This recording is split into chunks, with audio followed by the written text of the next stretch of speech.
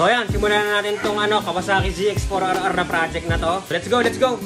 So ayan, si Master Wang nagpapabricate lang ulit ng switch bracket. Iwala yung bolts ng kaliwa, iwala yung bolts ng kanan. Para wala ulit dito pag pinabalik na lahat. Dahil minsan lang naman mabubuksan yan. Kaya siyempre, inisa na natin, no? Tao dyan, Master? Extra service. Yun.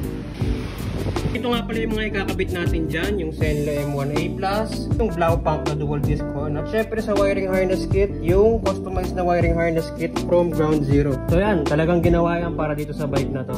Mamaya, latag na lang natin to, then pakita ko na sa inyo. Oh, linis na yan ah. Ginagapang lang muna ni Master yung ating wiring harness kit.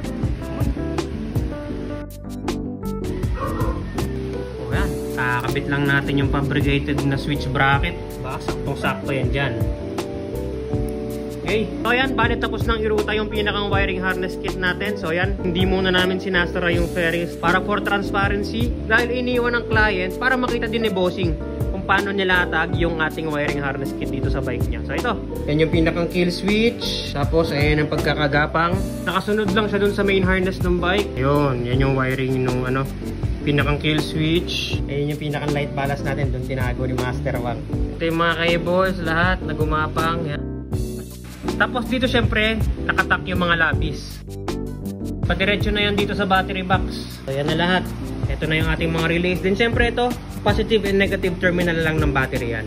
Pakita ko rin sa inyo yung kabilang side kasi nandito yung ating horns yan. So yun yung isang ating horn. Kung nasaan yung stock, doon din siya nakalagay.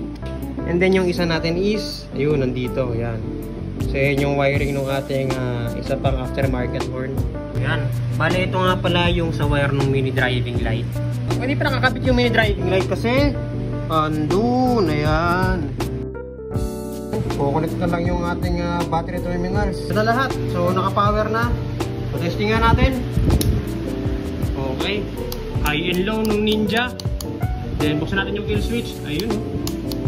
Horn. Alright.